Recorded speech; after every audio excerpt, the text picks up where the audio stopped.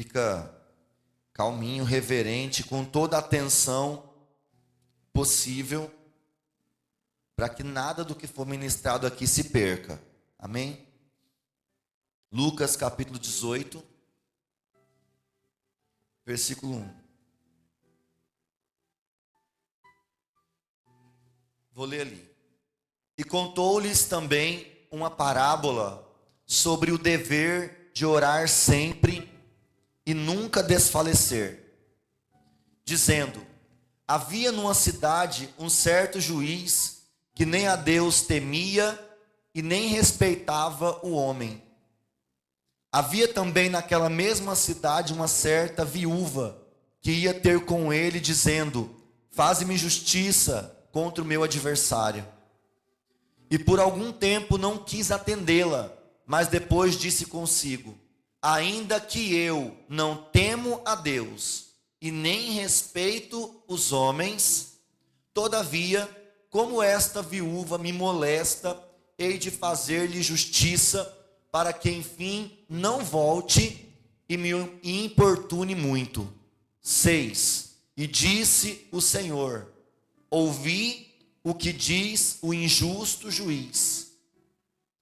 E Deus não fará justiça aos seus escolhidos que clamam a Ele de dia e de noite, ainda que tardio para com eles? 8. Digo-vos que depressa lhes fará justiça, depressa lhes fará justiça, depressa lhes fará justiça. Quando vier, porém, o Filho do Homem, porventura achará fé na terra? Pergunta. Quando vier o Filho do Homem, porventura achará fé na terra? Deixa no versículo 1, por favor, calma. Capítulo 17 de Lucas, que é o capítulo anterior a esse, Jesus está falando sobre doutrinas das últimas coisas. Ele começa a ensinar os seus discípulos sobre os últimos tempos, sobre a volta do Senhor, sobre a segunda vinda do Senhor. Ele começa a explicar sobre o tempo escatológico que haveria de chegar. 2 estariam numa cama, um será levado, o outro deixado. 2 em cima do telhado, um será levado, o outro será deixado. E Jesus começa a explicar sobre os últimos tempos, os últimos dias, o Apocalipse, a volta do Senhor. E enquanto Jesus está ainda tratando desse assunto, ele no versículo 1 diz: é uma expressão de continuidade. Eu estou falando isso e uma causa maior, eu vou acrescentar algo. Então, dentro do assunto, a volta do Senhor, os últimos dias, o juízo de Deus sobre a terra, Jesus conta essa parábola aqui dentro desse assunto, dentro desse tema, e contou-lhes também uma parábola, e disse sobre o dever. Dever não é uma coisa facultativa, dever não é uma coisa que você escolhe se quer fazer ou não. Dever não é uma coisa que, se eu tiver vontade, eu faço, e se eu não tiver vontade, eu não faço. Quando o seu filho vem da escola, lá dentro do caderno dele, a professora manda um dever, e ela não diz assim: olha, meu querido, vai para casa, brinca, se der tempo você faz essa tarefa, se der tempo você responde esse questionário, se a sua agenda não tiver muito comprometida, você resolve esses cálculos, se o seu tempo estiver sobrando, você faz essa atividade e traz para mim amanhã. Não, aquilo se chama dever, porque dever remete ao que deve. Então dever aqui é quase que uma obrigação. Eu não gosto dessa palavra, porque eu sempre prego que nós não somos filhos da obrigação, mas eu quero trazer essa palavra aqui: obrigação, dever. E que dever é esse? Dever de orar sempre e nunca desfalecer. Por que Jesus introduz esse assunto justo quando está falando sobre os últimos tempos, a última hora, a volta do Senhor? Porque à medida que essa hora vai se aproximando, a necessidade de orar vai aumentando. À medida que os dias vão avançando, as coisas vão ficando cada vez mais apertadas para a igreja na face dessa terra. À medida que o dia do Senhor se aproxima, mais há a intensa necessidade de orar. Nós precisávamos orar há 10 anos atrás, mas você precisa concordar comigo que hoje nós precisamos orar mais do que orávamos há 10 anos atrás, porque as coisas vão ficando cada vez mais embaraçadas, mais apertadas, mais complicadas para a igreja na face dessa terra. Então, à medida que nós caminhamos em direção ao tempo escatológico que aponta para a volta do Senhor, e deixa eu te dar essa boa notícia, essa hora, logo, breve, muito rápido, vai chegar. O Senhor Jesus está voltando e não tem como a gente duvidar disso, vendo que todos os sinais da volta do Senhor estão se cumprindo todos os dias diante dos nossos olhos. Alguém tem alguma dúvida de que a volta do Senhor está próxima? Não. Então, à medida que essa hora se aproxima, a gente vai intensificando ainda mais a necessidade de estar mais perto de Deus, a necessidade de orar. Eu quero que você fale no 3, dever. 1, 2, 3. Então você tem uma lição, você tem um dever, você tem uma obrigação, você precisa orar. O segundo dever é nunca desfalecer ou nunca esmorecer. Fala para o teu irmão, você está proibido de desanimar. Você está proibido de desfalecer. Foi Jesus que falou. Então, nós temos pelo menos 2 deveres a serem cumpridos. O primeiro deles, orar um dia sim e um dia não. É isso que disse ali? Disse como? Orar sempre. A pastora leu um texto de Tessalonicenses 1 dizendo assim: orai sem cessar. Oração em espírito. Você está atravessando uma rua, você tem que estar em oração. Você está dirigindo um carro, uma moto, está em oração. Você toma um avião para poder viajar de avião, você está em oração. Você sai de manhã cedo para ir trabalhar, você está debaixo de oração. Você volta para casa para enfrentar o trânsito da cidade, você volta em oração. O nosso dever é orar sempre e nunca desanimar e nunca fortalecer. Mas há um intento quando Jesus vai falar sobre esse dever de orar sempre e nunca desfalecer. Ele conta a parábola de uma viúva insistente que orava na porta de um juiz. Orar no sentido de pedir, de clamar, de bater na porta. E ela tinha uma causa que precisava ser julgada. Ela precisava de uma resposta. E ela foi na casa desse juiz e batia na porta dele todos os dias. De um lado, um juiz iníquo. A Bíblia diz que ele não temia a Deus, ele não respeitava ninguém. Ele era um homem soberbo, arrogante, dono da sua própria vida e que não temia a Deus nem a ninguém. Ou seja, era um homem que não abaixava a cabeça para ninguém. E esse homem estava naquela cidade. Mas a Bíblia diz que naquela cidade também havia uma viúva perseverante. E ela insistiu todos os dias, ao ponto que na parábola que Jesus conta, para dizer sobre o dever de orar sempre e nunca desfalecer, ele vai dizer assim: um dia aquele juiz pensou comigo mesmo, eu não temo a Deus, ele mesmo está confessando com a boca dele, eu não temo a Deus, eu não respeito ninguém, eu não me curvo para ninguém, a minha autoridade é máxima dentro dessa cidade, para condenar ou para absolver, para decretar, para assinar, para resolver. Mas mesmo que eu não tema a Deus, mesmo que eu não respeite os homens, dobra a sua atenção aqui, mesmo que eu não tema a Deus e mesmo que eu não respeite os homens, todavia, essa viúva vai ficar me molestando todo santo dia na minha porta. Sabe o que eu vou fazer? Eu vou julgar a causa dela, eu vou dar resposta para ela. Eu vou atender ela pela insistência dela. Deixa eu te perguntar, Deus precisa de um padrão humano para manifestar a sua vontade? Não, mas nós vimos aqui Deus falando uma coisa muito importante para nós. Ele disse, mesmo aquele juiz que não temia a Deus, que não respeitava ninguém, atendeu o pedido daquela mulher que insistiu na porta da casa dele. E Deus, através da parábola, Jesus diz assim: quanto mais Deus não vai responder os seus servos que clamam por Ele de dia e de noite?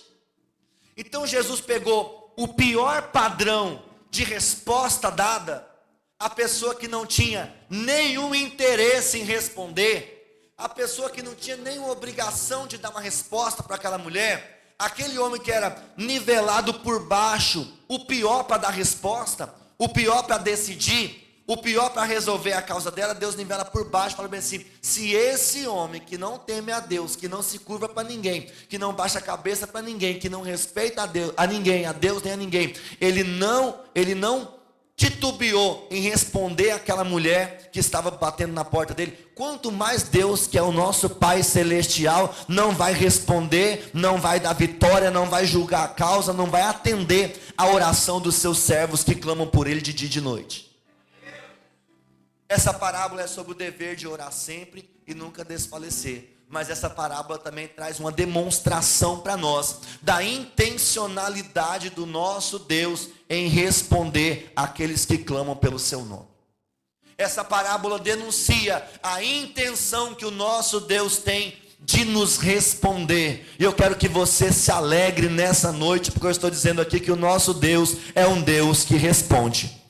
Em Isaías 59 diz que os seus ouvidos não estão agravados para que não possa ouvir, e nem as suas mãos encolhidas para que não possa salvar.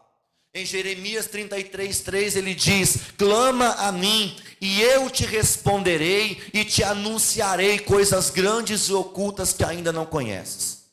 Então diga assim: o meu Deus é um Deus que responde.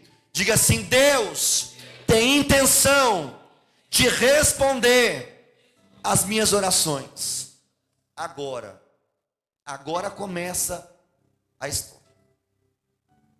Eu dei essa introdução aqui para comprovar para você, alegrar seu coração em você saber que Deus está interessado em ouvir as suas orações.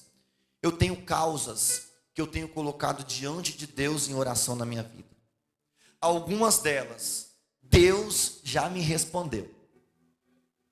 Outras, ainda não.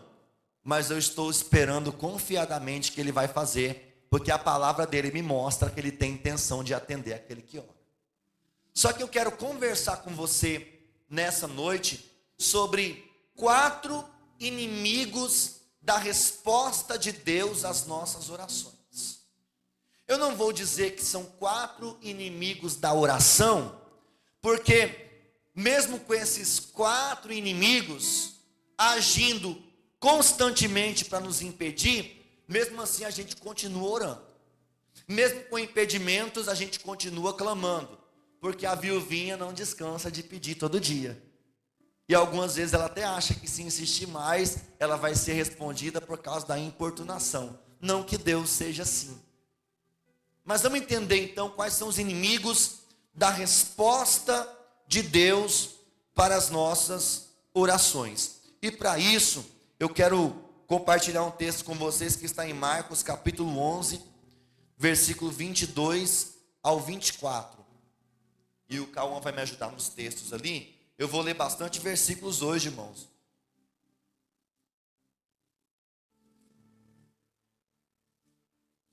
Quatro inimigos da resposta de Deus às orações.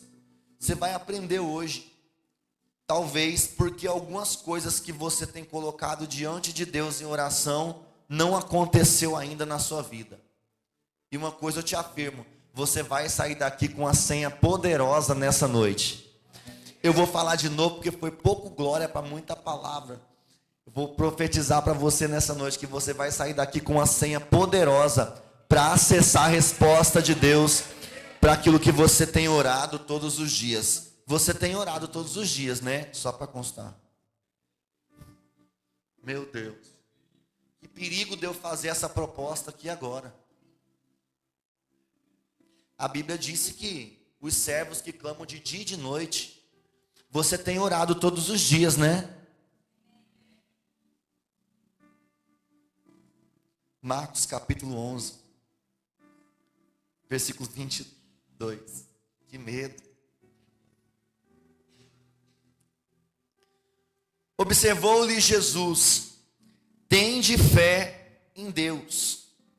E com toda certeza vos asseguro que se qualquer pessoa ordenar a este monte: levanta-te e lança-te no mar, e não houver dúvida em seu coração, mas crer que se realizará o que pede, assim lhe será feito. Portanto, vos afirmo: tudo quanto pedirdes, tendes fé que já o recebeste, e assim vos sucederá. Qual que é o primeiro inimigo da resposta de Deus à minha oração? Dúvida no coração. Algumas vezes nós oramos, mas a dúvida sobre aquilo que nós estamos orando ainda tem lugar. Muitas vezes eu peço algo para Deus, eu coloco algo diante de Deus em oração, mas o meu coração não consegue ter uma fé suficiente para crer que Deus fará aquilo acontecer de fato na minha vida. Algumas vezes essa fé, talvez ela é uma fé parcial. Eu creio que Deus é poderoso para fazer. Eu creio que Deus pode fazer. Eu creio que Deus tem condição de fazer. E talvez eu creio muito se o que eu estou dizendo que Deus pode fazer, Ele faz na vida de outra pessoa. Mas quando chega a minha vez, eu não consigo crer o suficiente. Algumas vezes eu coloco alguma coisa diante de Deus em oração e eu acredito, eu creio que Deus é poderoso para realizar aquilo que eu estou pedindo. Porém, eu não creio que Ele é poderoso para realizar aquilo que eu estou pedindo na minha vida. Quantas vezes nós olhamos para os milagres que Deus faz na vida das pessoas e pensamos: cara, que coisa extraordinária Deus faz na vida dele, que coisa linda Deus fez na vida dela. A gente olha para os homens da Bíblia e vê aqueles homens avançando em fé, conquistando cidades inteiras, vencendo batalhas em nome do Senhor, e você fala: meu Deus, que fé poderosa aquele homem tem. A gente olha para Abraão, o pai da fé, diz que tem uma fé muito grande para poder subir o monte Moriá, arrastando o filho, o seu único filho que Deus lhe prometeu, que Deus lhe entregou, e está disposto a sacrificar aquele filho para cumprir uma ordem que Deus deu para ele. Tem que ter muita fé. Só que o texto bíblico que nós acabamos de ler agora, ele nos dá conta de que a oração sem fé não pode ser respondida. Então não adianta eu orar da boca para fora, mas com meu coração eu não crer 100% de que Deus é poderoso para fazer aquilo acontecer na minha vida. Eu preciso ter essa consciência, essa fé precisa ser gerada dentro de mim, a ponto de eu crer ainda que a circunstância que está posta diante dos meus olhos diga totalmente o contrário. Você está entendendo o que eu estou falando nessa noite? Uma oração sem fé não pode ser respondida. Em Hebreus 11:6 diz que sem fé é impossível agradar a Deus. E quando alguém chega perto de Deus, é preciso chegar. Coloca para mim, por favor, Hebreus 11:6. Hebreus 11:6. Sem fé é impossível agradar a Deus. Portanto, para qualquer pessoa que dele se aproxima, é indispensável crer que ele é real e recompensa todos quantos se consagram a ele. Então, quando eu me aproximo de Deus, eu preciso me aproximar de Deus, tendo uma fé gerada dentro de mim, que me faça crer suficiente que Deus é poderoso para poder fazer na minha vida o impossível. Então, a dúvida, a incredulidade, a falta de fé é o primeiro inimigo da oração que eu quero denunciar nessa noite. Cauã, coloca para mim Marcos capítulo 9, versículo 17, por favor. Eu vou mostrar para você, na prática, o que eu acabei de dizer. Contudo, um homem no meio da multidão replicou-lhe: mestre, trouxe-te o meu filho que está tomado por um demônio que o impede de falar. 18. Onde quer que este o toma, joga-o no chão, então ele espuma pela boca, range os dentes e fica todo enrijecido. Roguei aos teus discípulos que expulsasse o tal espírito, mas eles não conseguiram. Admoestou-lhe Jesus: ó geração sem fé, até quando estarei eu junto de vós? Até quando vos suportarei? Trazei-o a mim. Versículo 20, vamos até o 27, tá, calma. E logo o trouxeram. Assim que o espírito viu Jesus, no mesmo instante provocou uma convulsão no menino. Este caiu no chão e começou a rolar, espumando pela boca. Então Jesus indagou ao pai do menino: há quanto tempo isso está acontecendo? E o pai declarou: desde a infância. Muitas vezes esse demônio tem jogado no fogo e na água para matá-lo. Todavia, olha o que ele diz para o Jesus: se tu podes fazer algo, se tu podes, se você puder, se tu podes fazer algo, tem compaixão de nós e de alguma maneira nos ajude. Versículo 23. Se podes, Jesus disse: você chegou para mim com uma causa, teu filho está miseravelmente endemoniado, ele é mudo por causa de uma enfermidade espiritual, um espírito mudo está possando no corpo do teu filho, ele faz convulsão, ele rola no chão, o demônio joga ele na água, joga ele no fogo. Você chegou a mim buscando uma resposta, e a resposta que você veio no seu coração, a sua indagação é cheia de dúvida. Se tu pode, se tem como, se você tiver poder, Jesus já repreende ele na hora. Se podes. Olha o que Jesus disse. Contestou-lhe Jesus: tudo é possível para aquele que crê. 24. Imediatamente o pai asseverou-lhe. Quando eu falar creio, você dá glória a Deus, tá? Creio. Só que ele disse: ajude-me a vencer a minha falta de fé.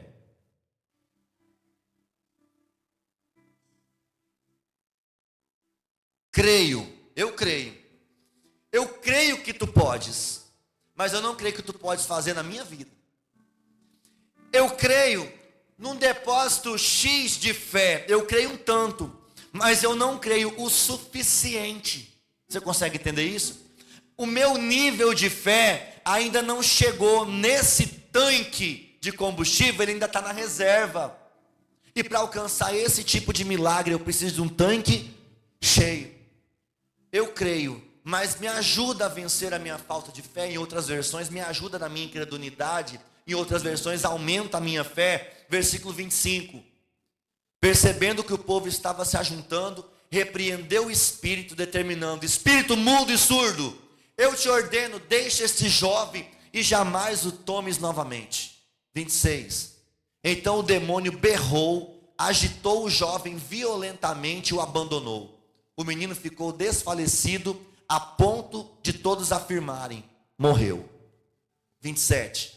Entretanto Jesus, pegando a mão do menino, levantou e ele ficou de pé. Quem pode glorificar a Deus por essa palavra? Aquele homem que tinha um filho miseravelmente endemoniado, primeiro ele leva o seu filho até os discípulos de Jesus. Vocês andam com ele? Chegar nele não é tão fácil, porque a multidão está sempre comprimindo, sempre, a agenda dele é muito disputada, mas falar com quem anda com ele é a mesma coisa de falar com ele. Ou pelo menos deveria ser. Por quê? Se é discípulo, imita o mestre. Se é discípulo, pratica o que o mestre pratica. O que Jesus disse? Vós sois os meus discípulos. Ele consegue ser um pouco mais ousado e dizer assim: quem crê em mim fará as obras que eu faço e ainda fará maiores. Então nada mais natural, eu posso levar o meu filho endemoniado para um discípulo dele, porque o discípulo dele que anda com ele, que ouviu dele, que recebeu dele, que o Espírito Santo está sobre eles assim como está sobre ele também. Só que os discípulos não conseguiram expulsar aquele demônio. E aí agora os discípulos não resolveu, chama o mestre. E chega até Jesus e explica a situação. Está acontecendo isso, isso, isso. Jesus dá a senha para aquele homem. Quem está aí? Jesus encontrou na verdade, entregou para ele. Eu vou fazer essa parábola aqui. Jesus entregou no versículo 23 o cartão para ele sacar a libertação do menino. Coloca o 23 aí. Jesus pega o cartão, como se fosse um cartão de crédito, e entrega na mão do pai e fala bem assim: com esse cartão aqui você pode sacar a libertação do seu filho. Que cartão é esse? Se tu podes crer, tudo é possível para aquele que crê. Então Jesus falou para ele: está aqui o cartão é só você crer que tudo é possível. Aí o homem disse assim para ele, versículo 24: eu não tenho a senha.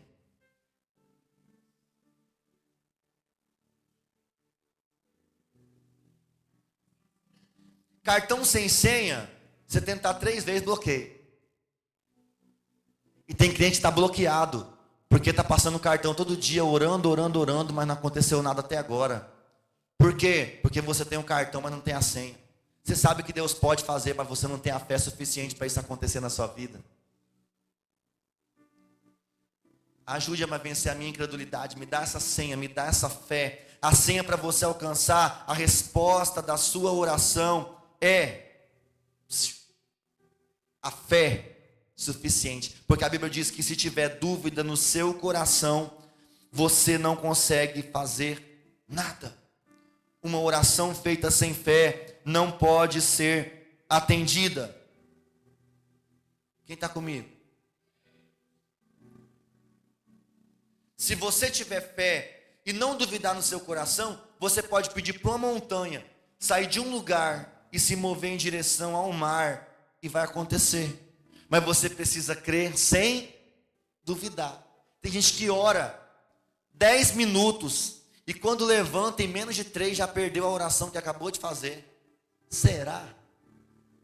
Eu disse que a dúvida é o inimigo da resposta de oração, porque não é inimigo da oração. Porque algumas pessoas, mesmo tendo dúvidas, ainda oram. Consegue entender isso? Quantas vezes você já fez uma oração e você pensou assim: eu acho que essa oração aqui não está subindo para cima do teto? Confessa. Alguma vez você já orou e pensou, no meio da oração, você orando com a boca e com a cabeça você pensando bem assim: será que Deus está me ouvindo mesmo ou eu estou conversando com a parede? Confessa. Eu já me senti assim algumas vezes. Sabe o que é isso? Realmente você está conversando com a parede. Eu sinto informar. Diga assim: sem fé é impossível agradar a Deus. Agora veja o versículo 24 do texto que nós estamos lendo. Não, do texto principal. Marcos 11, 24. Portanto vos afirmo, tudo que em oração pedirdes, qual que é a senha? Qual que é o cartão? Orar, né? Tem oração, cartão. Mas qual que é a senha? Tem que ter a fé. Creia, tenha fé, que já o recebeste. Quando o Senhor Jesus disse, tenha fé que já o recebeste é presente, passado ou futuro? Quando você for orar, quando você pedir, tenha fé que você já recebeu. Fala de quê? Passado. Por que ele diz que você tem que ter fé, e essa fé de que já recebeu? Porque essa fé me faz acreditar na maior realidade espiritual que existe. Que realidade é essa, pastor? Tudo que nós necessitamos na nossa vida já foi conquistado por Cristo na cruz do Calvário. Quando ele disse está consumado, ele resolveu todas as coisas, do presente, do passado e do futuro. Então, na verdade, já o recebeste, é que tudo aquilo que você pede a Deus em oração, já é seu. Já está definido sobre a sua vida. Já está decidido no céu a seu respeito. Tudo que ligardes na terra, responde, completa o versículo. Tudo que ligardes na terra, errado, não está escrito assim.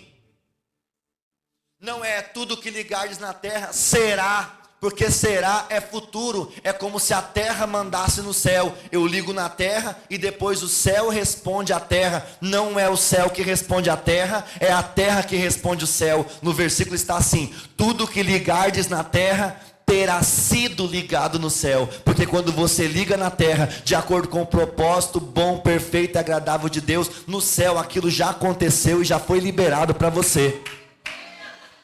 Então eu quero que você entenda que você ora sabendo e crendo, tendo uma fé de que você não vai receber amanhã. Você ora para receber amanhã, mas você precisa mudar essa oração. Você precisa mudar essa oração para você acessar com essa senha aquilo que Deus já conquistou para você, já está liberado no mundo do Espírito. Nós só precisamos ter a senha da fé para acessar aquilo que Deus já conquistou, já reservou, já decidiu, já definiu. Isso é verdade, fato, consumado sobre a minha vida e sobre a sua vida, meu irmão.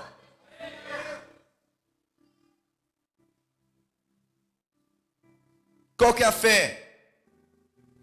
Uma fé que consegue romper com toda dúvida, romper com toda incredulidade. Então, o primeiro inimigo da resposta da sua oração é a dúvida, a incredulidade, a falta de fé. Segundo, mesmo capítulo, versículo 25. 25 e 26 diz assim: mas quando, é a continuação desse mesmo texto, tá? Mas quando estiverdes orando, se tiverdes algum ressentimento contra alguma pessoa, perdoai-a, para que igualmente vosso Pai Celestial vos perdoe as vossas ofensas. Entretanto, se não perdoardes, vosso Pai que está no céu também não vos perdoará os vossos pecados. Eu escrevi para não esquecer. O segundo inimigo da resposta de Deus às nossas orações é a falta de perdão. Muitas pessoas estão orando, mas não receberam ainda a resposta de Deus para aquilo que você está orando, porque você nutre mágoa, ódio e ressentimento contra alguém no seu coração. A falta de perdão é uma pedra de tropeço no nosso acesso a Deus. Jesus disse na oração do Pai Nosso, quando ele ensinou o Pai Nosso, ele disse para os seus discípulos: vocês devem orar assim. Me ajuda. Pai nosso que estás nos céus, santificado seja o teu nome, venha a nós o teu reino, seja feita a tua vontade, assim como... Porque assim na terra como no céu? Porque primeiro acontece no céu e depois acontece na terra, porque no céu ele já liberou todas as coisas. Assim na terra como? Continua. O pão nosso. Ora direita esse pedaço. Isso aqui, essa parte da oração estabelece um critério para o perdão de Deus, não que você vai dar, mas que você vai receber. Tem gente que pensa que alguém vai perguntar, alguém vai dizer que essa parte da oração é sobre o perdão que eu devo receber, perdão. É sobre o perdão que eu devo. Olha aqui.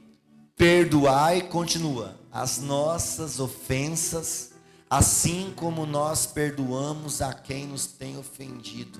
Nessa oração eu digo para ele, que o Senhor use para me perdoar a mesma medida que eu uso para perdoar as outras pessoas. Então eu quero receber do Senhor, me perdoa do jeito que eu perdoo os outros. Do jeito que eu perdoo a pessoa que pisa na minha unha encravada, pode me perdoar nessa mesma forma, nessa mesma medida, com essa mesma qualidade de perdão. A gente fala bem assim, eu perdoo, mas nunca mais eu quero ver na minha frente. Já imaginou se Deus me perdoasse assim? Antônio, eu te perdoo, mas nunca mais eu quero te ver na minha frente. Já imaginou Deus olhando para mim e para você, falando assim, eu te perdoo, mas nunca mais eu quero te ver na minha frente? Não, pastor, Deus não vai fazer isso. Mas você faz isso com as pessoas. E você está chamando para a sua vida o mesmo nível de perdão que você recebeu de Deus. Veja o que está escrito aqui. Eu escrevi para não esquecer. Não perdoar o próximo é o mesmo que se tornar indigno de receber o perdão de Deus. Vem comigo, Mateus capítulo 18. Irmãos, eu estou te dando nessa noite uma chave para você amanhã, dia 16 de setembro de 2024, começar a ver Deus respondendo às orações que você faz.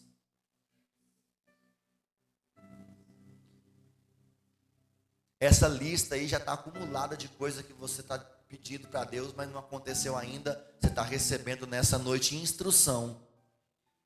Você não está pulando, você não está sapateando, você não está caindo no chão babando, mas você está recebendo uma instrução que pode mudar o seu nível de relacionamento com Deus. 18 de Mateus, capítulo 23. Portanto, o reino dos céus pode ser comparado a um certo rei que decidiu acertar as contas com seus servos. Quando teve início o acerto, foi trazido à sua presença um que lhe devia 10.000 talentos. Quanto que ele devia? 10.000. Vamos colocar na nossa moeda? Diga assim, $10.000. Não, pastor, mas a nossa moeda é real. Então fica você com o real, fica com os dólares. $10.000. A minha eu quero em dólares, viu, Senhor? Porém, não tendo o devedor como saldar tal importância, ordenou ao seu senhor que fosse vendido ele, sua mulher, seus filhos e tudo quanto possuía, para que a dívida fosse paga. O servo, então, com toda reverência, prostou-se diante do rei e lhe implorou: seja paciente comigo, e tudo te pagarei. E o senhor daquele servo teve compaixão dele, perdoou-lhe a dívida e deixou ir embora livre. Dá uma glória a Deus aí. Entretanto, saindo aquele servo, encontrou um dos seus conservos que lhe estava devendo R$100. Agora vou colocar em real. Agarrou-lhe e começou a sufocá-lo, esbravejando: paga o que me deve. Então o seu conservo, caindo-lhe aos pés, lhe suplicava: seja paciente comigo, eu vou te pagar tudo, eu juro. Mas ele não queria acordo. Ao contrário, foi e mandou lançar o seu conservo devedor na prisão até que toda a dívida fosse saldada. Quando os demais conservos, companheiros dele, viram o que havia ocorrido, ficaram indignados e foram contar ao rei tudo o que acontecera. Então o rei, chamando aquele servo, lhe disse: servo perverso, te perdoei de toda aquela dívida, atendendo às suas súplicas. Não devias tu, da mesma maneira, compadecer-se do teu conservo, assim como eu me compadeci de ti? E sentindo-se insultado, o rei entregou aquele servo impiedoso aos carrascos, até que lhe pagasse toda a dívida. Assim também o meu Pai Celestial vos fará a cada um, se de todo o coração não perdoardes cada um o seu irmão. Vem comigo. Vem cá, Wesley. Vem cá, Augusto. Vem cá, Bruno. Rapidinho. Zulera. Você tá com uma coroa, vai ser rei. Você vai ser o rei. Você vai ser o servo. Viu? E você vai ser o conservo. O que essa parábola está dizendo? Que fica de frente para o Augusto aqui. E você fica lá. O texto diz que esse homem aqui, que era o servo, ele devia $10.000 para o rei.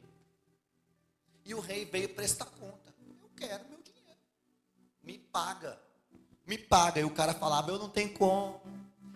Eu não tenho dinheiro. Eu não tenho condições. Pelo amor de Deus. O rei falou assim: então, vou fazer o seguinte. Eu vou prender você. Você vai ser meu servo. Vai trabalhar de graça. Eu vou prender sua mulher, seus filhos. Vou pegar toda a sua família como pagamento da dívida. E o cara chorava. Pelo amor de Deus, tem misericórdia de mim, não leva minha mulher. A minha mulherzinha é tão abençoada. Não leva minha filha, pelo amor de Deus. Eu vou pagar, eu juro que eu vou pagar. E chorou, prostrou, pediu misericórdia, implorou, pediu. Não vou nem pedir para vocês fazerem, para não te dar transtorno. Mas ele implorava. Está entendendo? Aí o rei se comoveu. Falou assim: tá bom. Sabe aqueles 10.000 que você me deve? Aqueles $10.000 que você me deve? Vou perdoar a sua dívida. Não precisa pagar mais nada não. Vai embora em paz. Você não deve mais nada. E ele falou. Aí esse aqui, saindo da porta do palácio, lá na frente, encontrou esse aqui. Esse aqui é o conservo.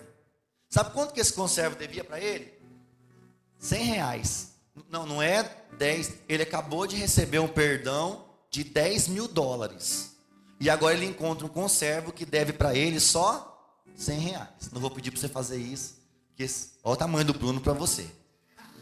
Mas ele agarrou o conservo pelo pescoço. O texto bíblico diz, não foi isso que nós lemos?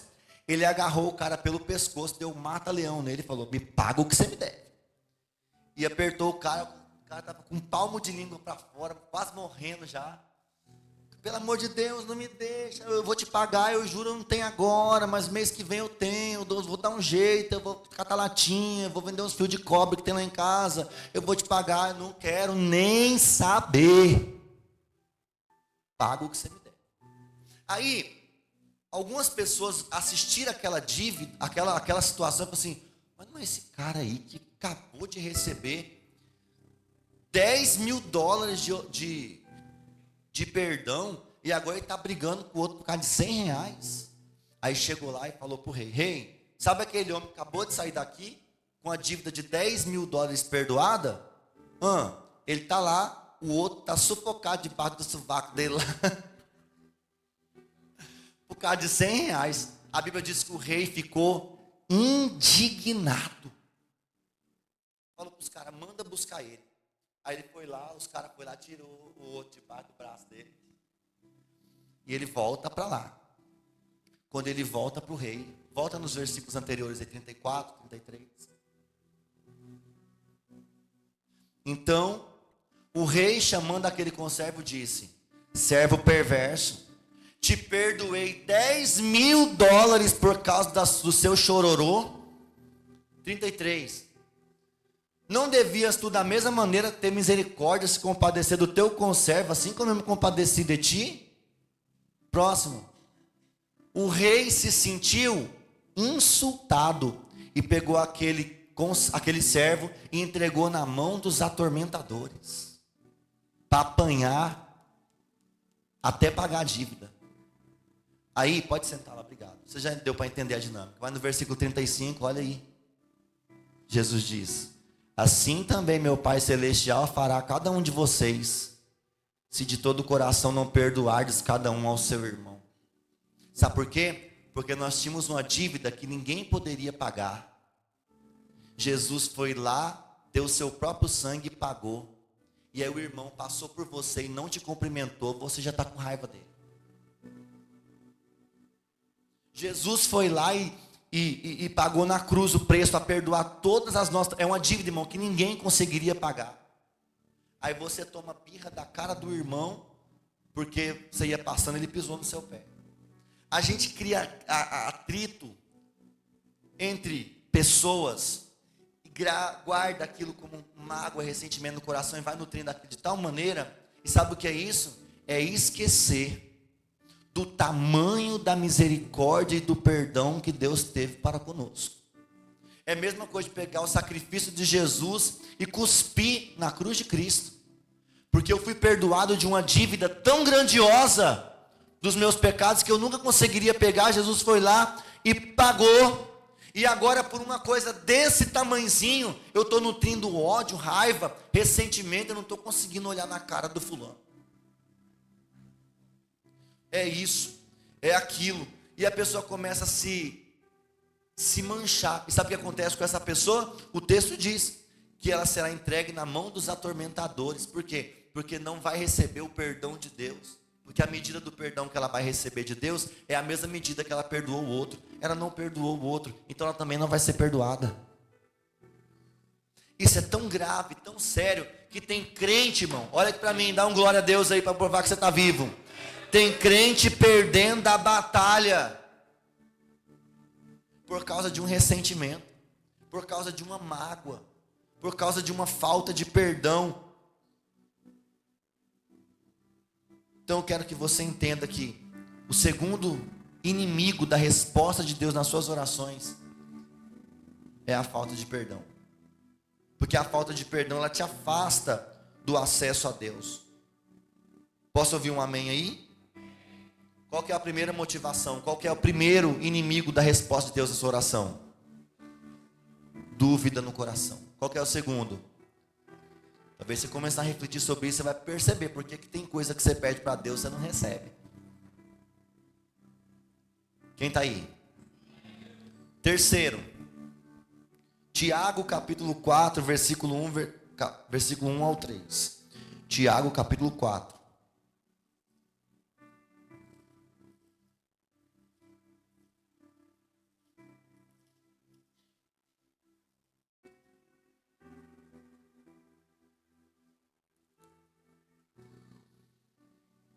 De onde vêm as batalhas? De onde vêm os desentendimentos que há entre vocês? De onde, senão das paixões que guerreiam dentro de vós? Vossas riquezas, cobiçais e nada tendes. Matais, invejais, porém não conseguis obter o que desejais. Vocês vivem brigando e promovendo contenda. Todavia, não conquistam nada, porque não pede. Agora, versículo 3. E quando pede, não recebe, porquanto pedes com a motivação errada, simplesmente para esbanjares em vossos prazeres. Sabe qual que é o terceiro inimigo da resposta de Deus às nossas orações? Diga comigo: motivação errada. Tem gente que não recebe aquilo que pede, porque está pedindo com a motivação errada. Toda pessoa que faz a coisa certa, mas com a motivação errada, é a mesma coisa de estar fazendo a coisa errada. Para que a pessoa quer pedir? O texto de Tiago diz que ele pede para esbanjar nos seus próprios deleites. Para que a pessoa quer prosperar? Ela quer prosperar para ela poder humilhar os outros. Ela quer esfregar na cara de não sei quem que ela venceu na vida e conseguiu. Ela quer que Deus abençoe ela para ela poder ter condições de pisar na cabeça do outro. Motivação errada. Ela quer esbanjar. Irmãos, eu sempre digo na igreja, eu quero que vocês nunca se apartem disso, de ter esse entendimento. Tem gente que Deus só vai dar o pão de cada dia para ele. Só porque Deus ama muito ele. Para ele ir para o céu. Porque se aumentar R$1.000 na renda dele, ele se perde. Tem pessoas que vai viver só do pão de cada dia. E vai orar pedindo para Deus abençoar muito. Mas Deus conhece a motivação do coração dele. Ele não quer prosperar para abençoar o outro. Ele não quer prosperar para dar honra a Deus. Ele não quer prosperar para ter fidelidade com Deus. Ele quer esbanjar nos seus próprios deleites. Quantas pessoas, irmãos?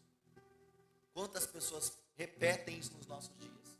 E estão capengando, porque Deus conhece o coração. Eu vou lembrar você de alguém que orou a coisa certa. E era a vontade de Deus, eu vou te provar isso. Era a vontade de Deus entregar isso na mão dessa pessoa, mas ele não entregou até que a motivação dessa pessoa foi revisada. Quem lembra de Ana? 1 de Samuel. A rival dela ficava intimidando ela, perturbando ela. Todo dia: você não tem filhos. Eu tenho muitos filhos, você não tem. E Ana foi só murchando.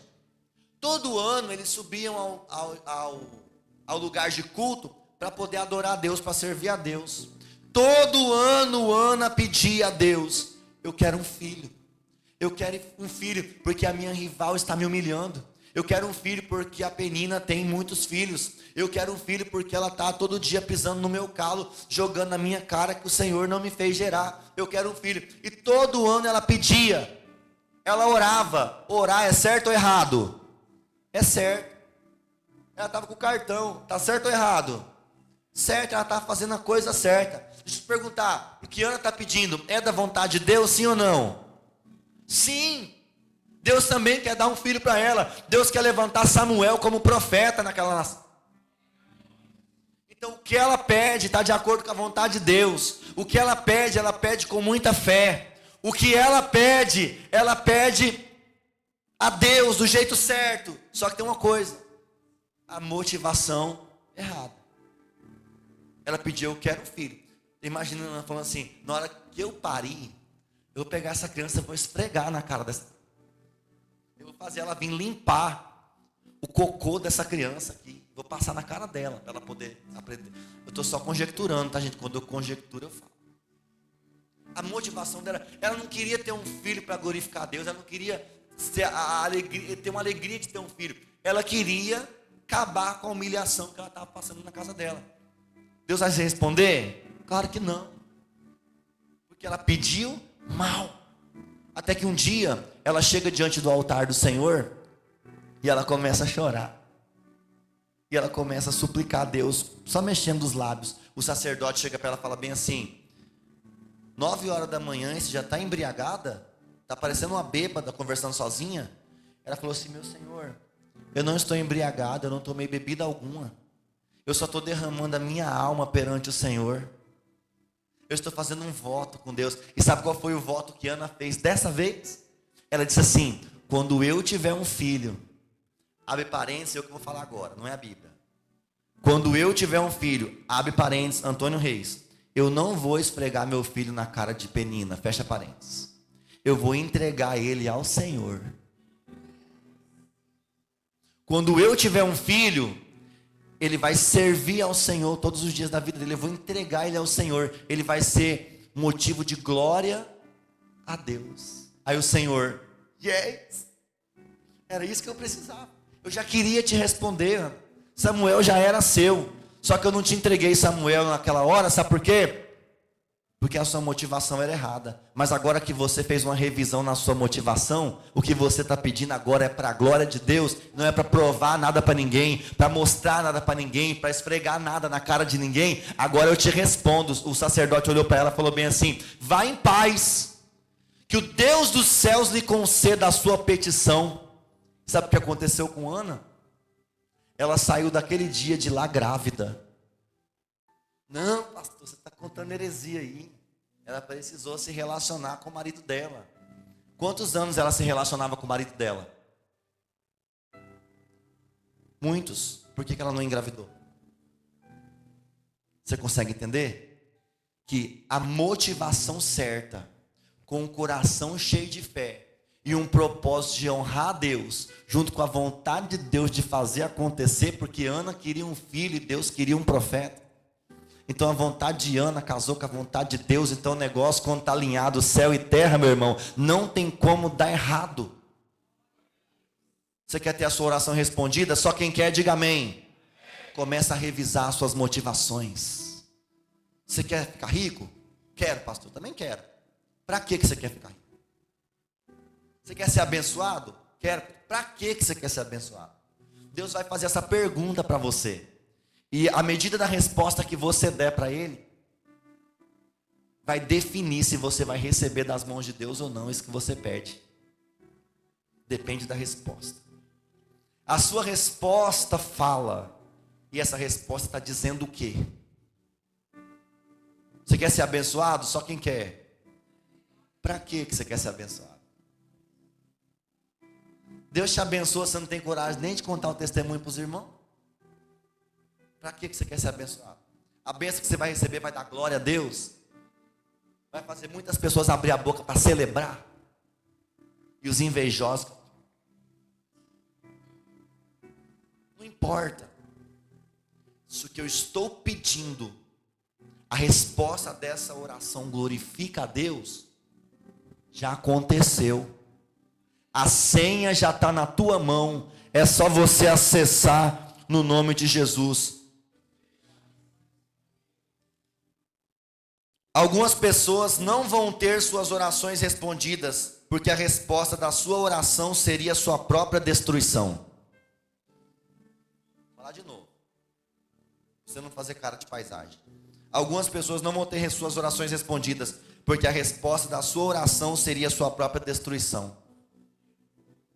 Então começa a fazer perguntas inteligentes para Deus. Qual é o que você está pedindo faz tanto tempo? Por que não chegou ainda? Começa a perguntar para Deus. Deus, será que eu não tenho fé suficiente? Deus, será que a minha motivação não está errada? A gente só sai falando. Eu conheço um povo que fala, vamos orar, vamos orar. Aí ele começa, fala coisa com coisa, faz um barulho, aquela oração. Nossa, que oração poderosa, é uma oração. Mas não teve entendimento de nada. Não parou nem para analisar aquilo que pediu. Irmão, você precisa aprender a fazer oração inteligente. E oração inteligente não é oração de palavras bonitas, não me confunda. Achando que Deus vai te ouvir, tem gente que muda a voz na hora de orar. Vamos orar? Está conversando normal, vamos orar. Amantíssimo e poderoso Deus, excelso, sublime e equânime Salvador. Deus está olhando para a cara da pessoa e fala assim, você está doido? Você não é isso aí. Você não precisa fazer uma performance bonita para Deus te responder. A Bíblia diz que há um coração quebrantado e contrito o Senhor não desprezará. Só que a sua oração não é porque ela é simples que ela precisa ser de qualquer maneira. Você não precisa saber falar bonito. Você não precisa decorar os versículos da Bíblia. Mas você precisa saber o que você está pedindo para Deus. Tem gente que pede para Deus uma coisa, a hora que Deus vai dar, ele nem sabe o que vai fazer com aquilo que Deus está dando. Nem quer mais. Eu já vi gente pedir, na hora que chegou, não era isso que eu queria. Imagina Deus desse.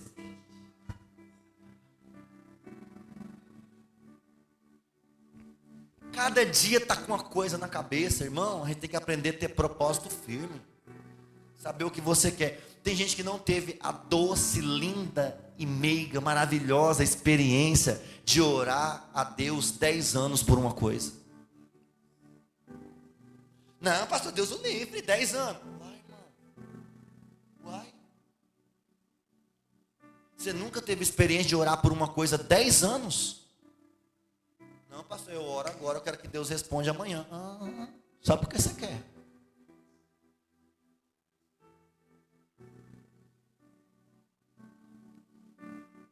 Tem um profeta na Bíblia que não gostava de orar. O nome dele era Jonas.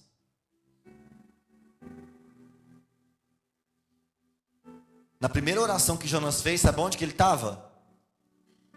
Dentro do ventre do peixe. Você vai ler o capítulo 1 inteiro de Jonas, você não vê a palavra oração lá. Não tem oração, não tem relacionamento com Deus, não tem nada, mas ele era profeta. Ele só lembrou de orar depois que estava dentro do ventre do peixe. Eu imagino Deus falando, que legal, Jonas está orando. Tem pessoas que têm 10 anos, irmão, orando por uma coisa, e a pessoa, pastor, pelo amor de Deus, tem 10 anos que eu estou orando, não recebi ainda. Irmão, você só falou, você deu ênfase no Deus não respondeu, mas você esqueceu da melhor parte que você acabou de me falar. Fala de novo. Pastor, tem 10 anos que eu estou orando e Deus não me respondeu. Deus não me respondeu, não, esquece o Deus não me respondeu. Fala só a primeira frase. Pastor, tem 10 anos que eu estou orando. Será que se Deus te responder hoje, amanhã você vai orar? Porque tem gente que quando o negócio está apertado, ele ora, faz campanha, pede ajuda, pede conselho, sobe no monte, desce monte, faz propósito, faz jejum, faz oração. Aí Deus vai lá e faz, puf, tchau, Senhor. Então quer dizer que você precisava ser apertado para você orar? Entendi. Aumenta a fornalha 7 vezes mais. Uai. Se a sua vida... Irmãos, eu não estou brincando de ser pastor. Você não pode estar brincando de ser discípulo de Jesus. O dever de orar sempre. Se para você orar, você precisa estar na boca do leão, que vem os leões. Abre a porteira. Se para você ter vida com Deus de oração, você precisa ser queimado, que aqueça a fornalha. O importante não é o processo que te conduz à oração. O importante para Deus é o fato de você estar orando. Tem 10 anos que eu estou orando e Deus não me responde. Uau, tem 10 anos que você está orando. Isso é glorioso. Agora, se você ainda não teve a experiência de orar 10 anos por uma coisa, você não aprendeu a ser crente ainda. Posso ouvir um amém?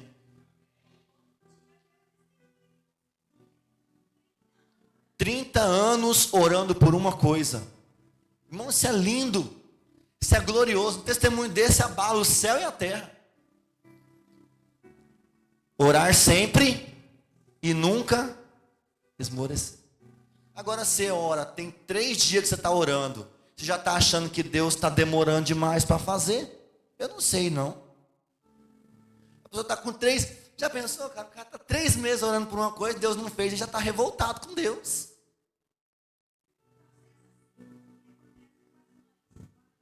Mães que oram pelos filhos.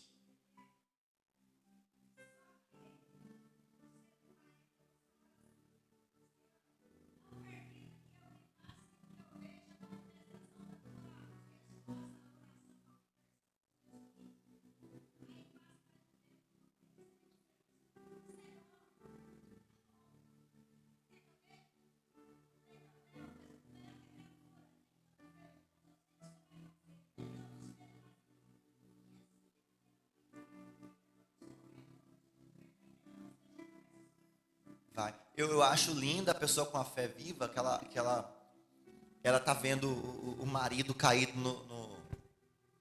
no boteco bêbado, sendo carregado pelos amigos numa carriola, desmaiado, em coma alcoólico. E se ela é de fé mesmo, ela sabe o que é, ela não fala bem assim: Senhor, salve meu marido, pelo menos para ele ir para o céu, nem que ele esteja morrendo e aceita Jesus e morre. Uma pessoa ora assim. A outra crente avivada, ele fala bem assim: Deus vai salvar, vai restaurar, batizar com o Espírito Santo e vai ser pastor. Ela não está no pouco, ela está com uma visão. Resposta. Você não ora para Deus não responder. Você só ora porque você confia e crê que Deus vai te responder. E por último, então eu já falei de 3 inimigos: a dúvida no coração, a falta de perdão,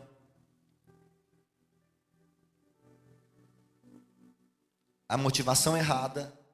E por último, Tiago, está aí já em Tiago, capítulo 1. Eita, tem gente que está pensando assim na cabeça dele: agora eu entendi. Tem um meme, entendi já entendi. É, irmão, você pensou que ser crente era o quê? Cantar Agora é Só Vitória com a irmã Damares? Tá bom. Seja bem-vindo ao clube. Tiago 1, 5 a 8. Se ajeita na cadeira aí, por favor. Eu sei que seus pés não alcançam o chão, que essa cadeira é alta.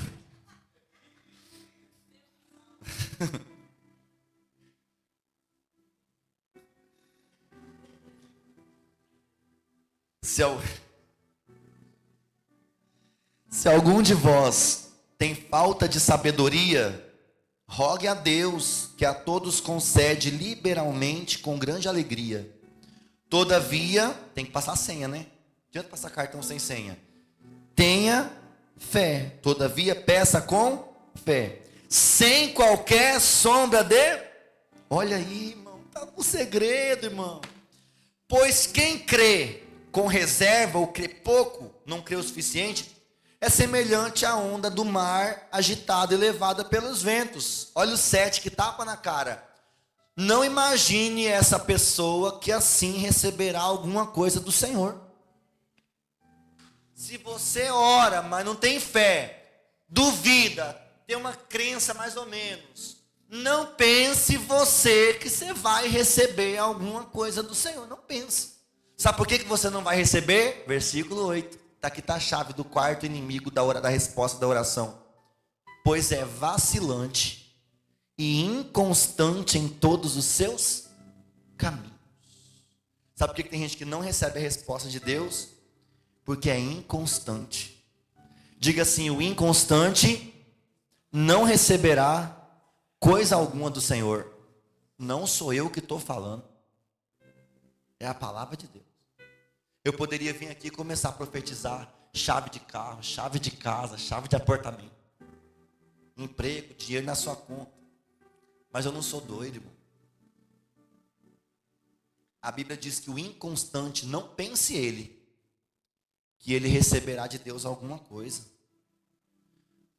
O inconstante só busca a Deus por conveniência. Quando é respondido, vira as costas e vai embora. O inconstante hoje ele é, amanhã não é mais. Hoje ele está decidido, amanhã já está todo cheio de dúvida. Ele é como se fosse uma montanha, uma hora ele está cá embaixo, outra hora ele está lá em cima. Ele não sabe se ele é crente ou um saquinho de pipoca. Quando está precisando, busca a Deus. Quando as coisas melhoram um pouquinho, o inconstante não quer nem saber. Sabe o que a Bíblia diz para ele? Não pense, nem imagina que você vai receber alguma coisa de Deus. Vacilante, inconstante em todos os seus caminhos. Eu sempre prego sobre constância. Tem pessoas que têm dificuldade de esperar o tempo da semeadura. Nossa igreja, irmão, vou dar um testemunho agora. Eu vou dar um testemunho aqui para vocês. Tem 5 anos já o ministério Voz do Evangelho. Quando a gente começou, tinha um monte de gente empolgadíssima. Se brincar, tinha gente até mais empolgada do que eu. Com a visão da igreja, com aquilo que a gente estava fazendo. Só que queria ver o resultado no outro dia. E semente não é assim. Semente você joga e tampa. 3 semanas você vai lá, todo dia está o chão do mesmo jeito, parece que não aconteceu, mas debaixo da terra está acontecendo. E a pessoa que tem firmeza de propósito, ele confia no processo. Pessoa que abre uma empresa, eu vou mexer agora com, vamos lá, com estampa de camiseta. Aí passa 3 meses, não deu nada, não quero mais estampa de camiseta. Agora eu vou abrir uma empresa de capinagem de lote. Aí vai lá, não deu certo a capinagem do lote. Não quero mais capinar lote. Agora eu vou estudar para o concurso. Aí faz 3 concursos, não passou, não quero mais estudar no concurso. Agora eu vou trabalhar numa empresa privada, vou buscar um cargo gerencial. Entra numa empresa como auxiliar, passa 3 meses, não virou gerente, não quero mais isso, agora eu vou... O que é isso, irmão? Inconstante. Não é uma pessoa que faz um buraco e fala assim, vou cavar um poço aqui. E passa 10 anos cavando o poço até dar água. Batendo ali. A pessoa que confia nos processos, ela age independente do resultado que aquilo está produzindo. Que talvez, irmão, você está batendo na terra seca e fala assim, meu Deus, parece que não está fluindo. Não muda. Continua. Persevera. Bate. Bate. Bate. Passou 1 ano. Vai. Continua. Não vai mudando de ideia. Agora eu vou ganhar dinheiro na internet. Vai. Aí não deu o resultado. Tem pessoas, irmãos, que é movida por resultado. Inconstante. Cada dia ele vai estar batendo numa porta sem saber o que ele quer da vida. Eu reforço. Você precisa ter a experiência de orar 10 anos por uma coisa. E no começo do ministério, um monte de gente empolgado, mais do que eu. Aí passou uns dias, viu que não... Porque demora. Não é sobre velocidade, é sobre constância. Tem que esperar o tempo do fruto. Aí foi embora. Já passou por 10 lugares, esperando um fruto rápido. Micro-ondas, irmão, você aperta no micro-ondas, 30 segundos está pronto. Mas as coisas da vida não é assim. Casa, ali passou 3 meses, começou a brigar, larga, casa de novo, casa de novo, casa de novo. Não sabe o que é lutar 10 anos por um casamento que não é perfeito. 20, 30, e suporta, por quê? Por que suporta? Porque é constante, sabe o que quer. Posso ouvir um amém aí? Se coloque de pé, por favor. Meu Deus, já é 9 horas. Quando o seu coração estiver cheio de dúvida, Peça a Deus, nosso Pai, que aumente a sua fé. Quando houver dificuldade em perdoar, lembre-se da abundância da graça, do perdão e da misericórdia que você recebeu de Deus. Quando as suas motivações e tudo que você levar diante de Deus em oração, quando for respondido, que seja para a glória de Deus. E por último, quanto à inconstância, posicione-se. Deus quer te responder, mas você precisa decidir de que lado você está. Vamos orar? Mas vamos orar como alguém que sabe o que quer, hein? Faça oração inteligente. Aprenda a lutar por uma coisa em oração e passar muito tempo pedindo a Deus até que Ele faça. Não desiste fácil.